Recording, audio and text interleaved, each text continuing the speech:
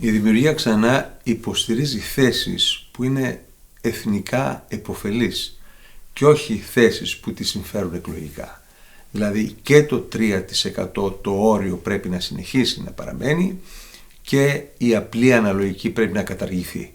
Απλή αναλογική, ειδικά με το ανώριμο για συνεργασίες πολιτικό προσωπικό της χώρας, σημαίνει ακυβερνησία. Και αν σχηματιστεί κυβέρνηση, θα έχει προκύψει από αισχρό παζάρι εξωπολιτικών θεμάτων. Όμως συνεργασία σημαίνει εργασία από κοινού. Με ποιον να συνεργαστούμε και σε τι. Δεν υπάρχει μη κρατικιστικό κόμμα αυτή τη στιγμή στη χώρα. Όλοι, και ο κρατισμός με αμπέχονο που εκπροσωπεί ο ΣΥΡΙΖΑ και ο κρατισμός με κοστούμι και γραβάτα που εκπροσωπούν Νέα Δημοκρατία και λιγάκι Πασόκ, βασίζονται σε αυτά που εμείς θέλουμε να αλλάξουμε.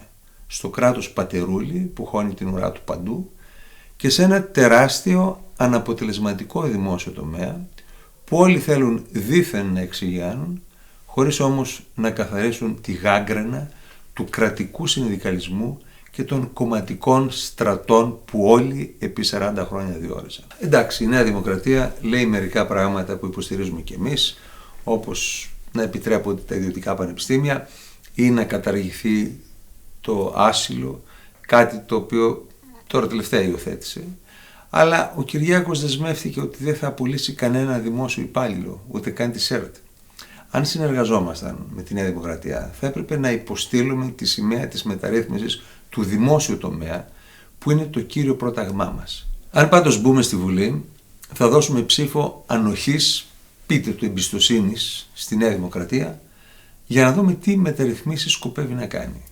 Καθώς κυκλοφορεί η φήμη ότι τώρα τα λέει στρογγυλεμένα για να μην χάσει ψηφοφόρους της ελαφρολαϊκής δεξιάς, αλλά εάν γίνει κυβέρνηση θα πιάσει το φραγγέλιο. Να το δούμε, δεν το θεωρούμε πιθανό, αλλά θα τους δώσουμε την ευκαιρία να δείξουν τι εννοούν όταν λένε μεταρρυθμίσεις. Γιατί μέχρι τώρα μόνο υπερφορολόγηση είδαμε από όλα τα κόμματα και έχει περάσει στον κόσμο ότι αυτό είναι μεταρρύθμιση. Δεν είναι. Χωρίς λοιπόν κομματικές παροπίδες, θα στηρίξουμε κάθε μεταρρυθμιστική προσπάθεια από όπου και αν προέρχεται και θα καταγγέλουμε τον κρατισμό από όποιον και αν εκπροσωπείται. Η δημιουργία στη Βουλή θα είναι ένα προκεχωρημένο φυλάκιο, θα είναι μια μπουλντόζα η οποία θα τολμάει να βάζει στο τραπέζι του πολιτικού διαλόγου θέματα τα οποία η Νέα Δημοκρατία δεν αντέχει ούτε να τα αγγίξει. Και στους ψηφοφόρους οι οποίοι λένε ότι θα στηρίξουμε η Νέα Δημοκρατία μολονότι είμαστε φιλελεύθεροι για να φύγει ο ΣΥΡΙΖΑ, να θυμίσω ότι ο ΣΥΡΙΖΑ δεν ήρθε ξαφνικά.